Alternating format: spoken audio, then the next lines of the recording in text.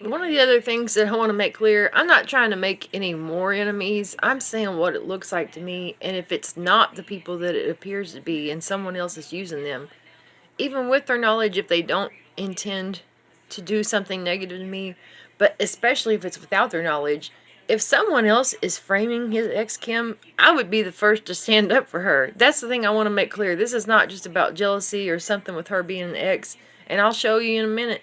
In fact, I'll do it right now. I've got her son's picture still on my refrigerator from preschool because I helped him with his little. We made these little wooden key things, and so. But even that, there was like a weird little thing. Like he's got something that says football, and you can only see the word that says foot on his shirt.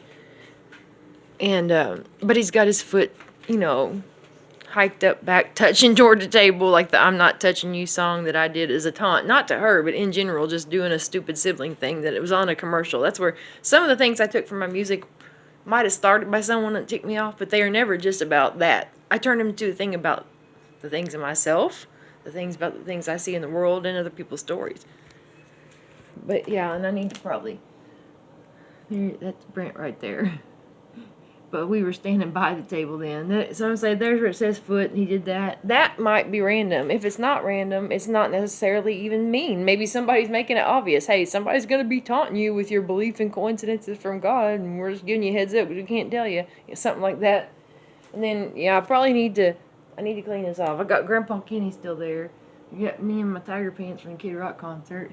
My dad, Mike Brown. And this is That's just me. That's my sense of humor. I just now realized I've still got an old flyer from December 22 on there.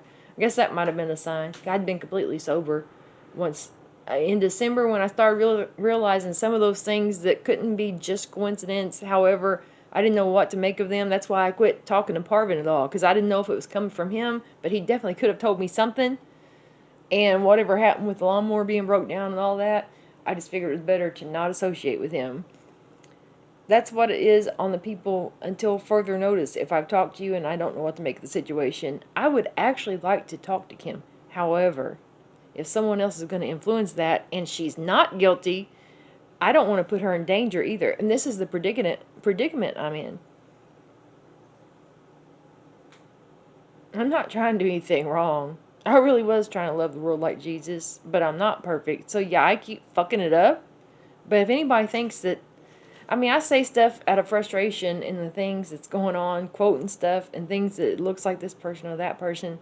However, I'm not doing it because I like to be negative. I'm doing it to vent in the least destructive way possible and quote things, and also the people that might suppress the ones like on my unlisted or private videos, if they're not allowing that to be on the record, like it's on my YouTube, but if someone's in my business, as I know they are, but they won't admit, and they're keeping tabs on me, but they don't have a record of me saying this is happening, and if I'm wrong about the people, who cares? That time log right there should tell you someone was in my business and they do not have good intentions. They were trying to cause harm, trouble, and taking credit for injuries and death around me. That's what I'm saying.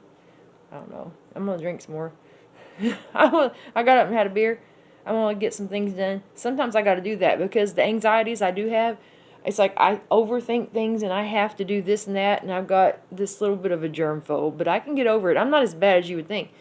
But when I drink, I don't worry about that as much, so I will actually get more done cleaning my house today. And I'll do that, and I'll use it as long as I need to. I won't do anything wrong with it. And hey, you know what? I feel pretty good enough now that right now this morning it made me go ahead and reach out and try to... I'm going to send Kim some love either way. I know, I understand if you don't understand, because you might only have a portion of the story, but just know that I don't mean anything against you, especially if it's not you, and if it looks like it, it's probably because of what they've done and played with everyone's mind in the situation around me. That's the thing, is having partial admissions and confession from people that there is something going on without what to do about it.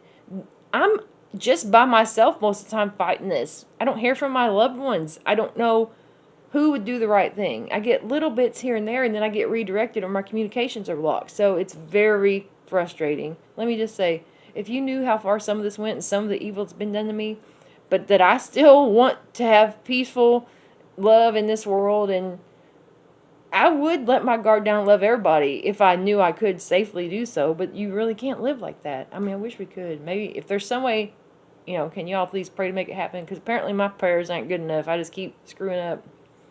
But I'm not screwing up like they're saying. I'm not causing harm. I mean, I'm just not able to stay in that mind frame when they mess with me, which is where I know I want to be. I want to be a better person. But you have no idea the level. And maybe this is what happens when you pray and ask for enlightenment and world peace. God, I didn't know that. If anybody knew that, I thought about this.